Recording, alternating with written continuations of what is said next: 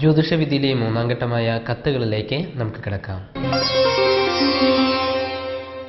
ഈ ആഴ്ച പാലക്കാടിൽ നിന്നും അനിൽകുമാറാണ് നമ്മൾക്ക് എഴുതിയിരിക്കുന്നത്.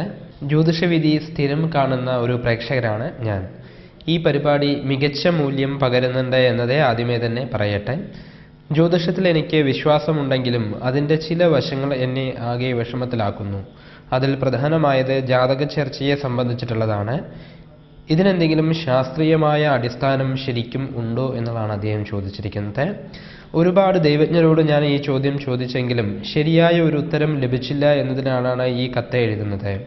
എന്നെ പോലെ തന്നെ ഒരുപാട് ആളുകൾക്ക് ഈ സംശയമുണ്ട് എന്നതിനാൽ ഈ കത്തെ നിരാകരിക്കില്ല എന്ന് വിശ്വസിക്കുന്നു.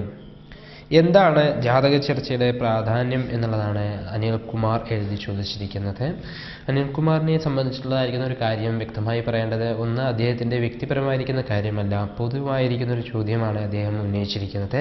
അതിനാൽ തന്നെ ആദ്യമേ തന്നെ അനിൽകുമാറിനോടുള്ള നന്ദി ആദ്യം രേഖപ്പെടുത്തട്ടെ. കാരണം ഒരുപാട് വ്യക്തികൾക്ക് വരുന്നതായിരിക്കുന്ന ഒരു സംശയം അദ്ദേഹം ചൂണ്ടിക്കാണിച്ചു തന്നു എന്നുള്ളതാണ് ഈ കത്തിനുള്ള ഏറ്റവും വലുതായിരിക്കുന്ന പ്രത്യേകത.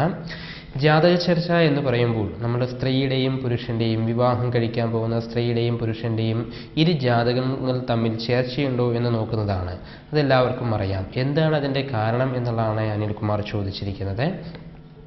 പുരുഷനും സ്ത്രീയും രണ്ടും രണ്ട് ദിശയിൽ, രണ്ട് സ്വഭാവത്തിൽപ്പെട്ടിരിക്കുന്നതായ വ്യക്തികളാണ്.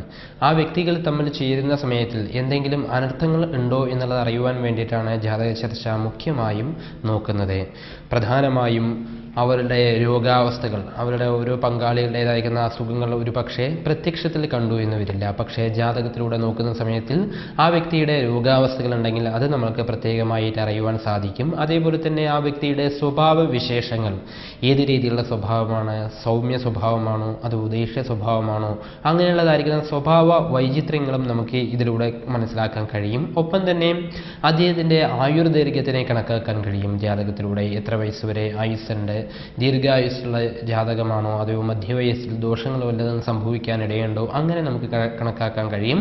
ഒപ്പം തന്നെ ജാതകത്തിലൂടെ തന്നെ നമുക്ക് അതിലെ സന്താന ഭാഗ്യത്തിനെ കണക്കിലാക്കിയെടുക്കാൻ കഴിയും. ഒപ്പം വൈദവ്യാദി അല്ലെങ്കിൽ ഭർത്തൃമരണാദി ലക്ഷണങ്ങളെയും നമുക്ക് ജാതകത്തിലൂടെയും മനസ്സിലാക്കിയെടുക്കാൻ കഴിയും. അതിനാൽ തന്നെ ഒരു വ്യക്തിയെക്കുറിച്ചുള്ള പൂർണ്ണ വിവരങ്ങൾ ഏകദേശം ജാതകത്തിലൂടെ മനസ്സിലാക്കിയെടുക്കാൻ കഴിയുന്ന സമയത്തിൽ രണ്ടുപേരുടെയും ജാതകത്തിലൂടെ അത് രണ്ടും പരിശോധിച്ച് അവരുടെ ആയുർദൈർഘ്യം ഉണ്ടോ എന്നുള്ളതാണ് പ്രധാനമായി നോക്കുക.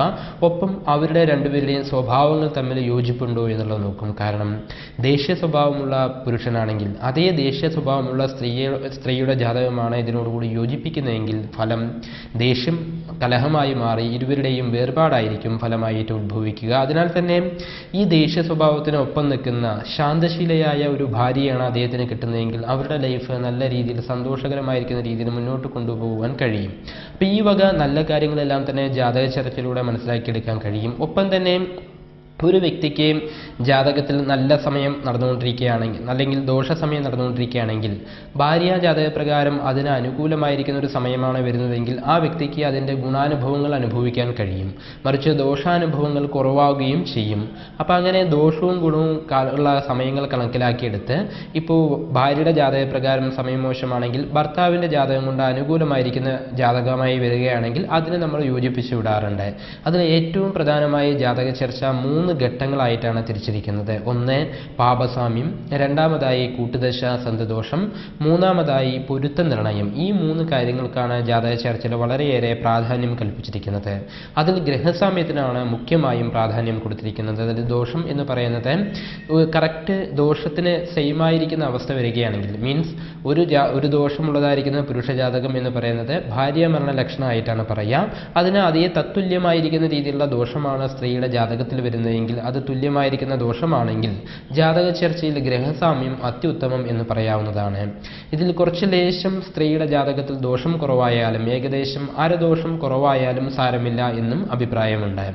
പിന്നീട് വരുന്നത് ദശാസന്ധി ലക്ഷണമാണ്. കൂട്ടുദശാസന്ധി ലക്ഷണം എന്നുള്ളതാണ് ഇതിന് പറയുക. ഇതെന്ത് സൂചിപ്പിക്കുന്നത്, ഒരു വർഷത്തിൻ്റെ ഇടയിൽ ഭാര്യയ്ക്കും ഭർത്താവിനും ഒരേപോലെ ദശകൾ അവസാനിക്കുകയും തുടങ്ങുകയും ചെയ്യുന്നുണ്ടെങ്കിൽ അത് കൂട്ടുദശ എന്നുള്ള ദോഷത്തിൽ കലാശിക്കും എന്നുള്ളതാണ് പറയുക. ഒരു വ്യക്തിയുടെ ജാതകത്തിലുള്ള ദശ അവസാനിക്കുമ്പോൾ തന്നെ ബുദ്ധിമുട്ടുകൾ അനുഭവമാകും. അത് രണ്ടുപേർക്കും ഒരേ സമയത്തിൽ അവസാനിക്കുകയാണെങ്കിൽ ആരുടെയെങ്കിലും ഒരാളുടെ മരണത്തിലാകാം ഒരു പക്ഷേ അത് അവസാനിക്കുന്നത്. ആ ദോഷങ്ങൾ ഒഴിവാക്കുവാൻ വേണ്ടി കൂട്ടുദശാസത്വ ദോഷങ്ങളുണ്ടെങ്കിൽ ആ ഇരു ജാതകങ്ങൾ തമ്മിൽ നമ്മൾ ചേർത്താറില്ല. ഒപ്പം തന്നെ മൂന്നാമതായി വരുന്നതാണ് പൊരുത്തങ്ങൾ. രാശി മുതലായ 10 പൊരുത്തങ്ങളാണ് പ്രധാനമായും നമ്മൾ പരിഗണിക്കുന്നത്. അതിൽ ഗണപ്പൊരുത്തം എന്ന് പറയുന്നത് ഏറ്റവും ഉത്തമമായി പരിഗണിക്കേണ്ടതായിരിക്കുന്ന ഒരു പൊരുത്തമാണ്. ഒപ്പം വശ്യം എന്നും മാഹേന്ദ്രം എന്നുള്ളതായിരിക്കുന്ന പൊരുത്തങ്ങൾ കാണുന്നുണ്ട്.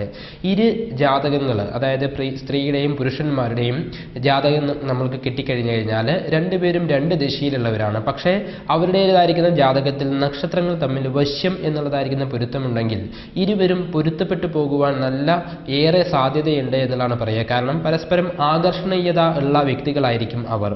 ഒപ്പം തന്നെ മാഹേന്ദ്രാദി പൊരുത്തങ്ങൾ കിട്ടിക്കഴിഞ്ഞാൽ സന്താനാദി സൗഭാഗ്യങ്ങളും ഉണ്ടാകും. ഗണപ്പൊരുത്തവും അവരുടെ മാനസികമായിരിക്കുന്ന ഐക്യത്തിനെയാണ് അവിടെ പ്രധാനമായിട്ടും സൂചിപ്പിക്കുന്നത്. അതിനാൽ തന്നെ തമ്മിൽ പരസ്പരം അറിയാത്തതായിരിക്കുന്ന ഒരു വ്യക്തി, ഒരു വ്യക്തിയെക്കുറിച്ച് നമ്മൾ മനസ്സിലാക്കുകയാണെങ്കിൽ അയാളോട് കൂട്ടുകാരോടോ മറ്റോ ചോദിച്ചു കഴിഞ്ഞാലും ഒരു പരിധിവരെ മാത്രമേ നമുക്ക് അയാളെക്കുറിച്ച് അറിയുവാൻ സാധിക്കുകയുള്ളൂ. നേരെ മറിച്ച് ഒരു ജാതകം തന്നെ നമ്മളുടെ കയ്യിൽ കിട്ടുകയാണെങ്കിൽ ആ അയാളെക്കുറിച്ചുള്ള അയാളുടെ ചെറുപ്പകാലങ്ങളിലുള്ള ശീലങ്ങൾ മുതലൊക്കെ ഇനി വരാൻ പോകുന്ന കാര്യങ്ങൾ വരെ നമുക്ക് വ്യക്തമായിട്ട് മനസ്സിലാക്കിയെടുക്കാൻ കഴിയും. അതിനാൽ തന്നെ ഉത്തമമായിരിക്കുന്ന ഒരു വഴികാട്ടിയാണ് ജാതക ചർച്ച എന്നുള്ളതായിരിക്കുന്ന വിഷയം. കല്യാണം എന്ന് പറയുന്നത് പൊതുവെ ഇരുട്ടിലേക്കുള്ള ഒരു എടുത്തുചാട്ടം എന്നുള്ളതാണ് പ്രധാനമായിട്ടും പൂർവികർ അതിനെ പ്രധാനമായിട്ടും സൂചിപ്പിച്ചിരിക്കുന്നത്. ആ ഇരുട്ടിലേക്ക് ഒന്ന് എത്തി നോക്കുവാനുള്ള ഒരു വെളിച്ചമായാണ് പൂർവികർ ജാതക ചർച്ചയെ കണക്കിലാക്കിയെടുത്തിരിക്കുന്നത്. അതിനാൽ തന്നെ വിവാഹം കഴിക്കാൻ പോകുന്ന ഓരോ വ്യക്തിയും തങ്ങളുടെ ഭാവി ജീവിതം സുഖപ്രദമാകണം എന്ന് നിർബന്ധമുണ്ടെങ്കിൽ തീർച്ചയായും ജാതക ചർച്ച നോക്കിയിരിക്കണം എന്നുള്ളതാണ് അഭിപ്രായം. അതിനാൽ തന്നെയാണ് ജാതക ചർച്ചയ്ക്ക് ഇത്രയേറെ പ്രാധാന്യം പൂർവികർ കൽപ്പിച്ചിരിക്കുന്നതും.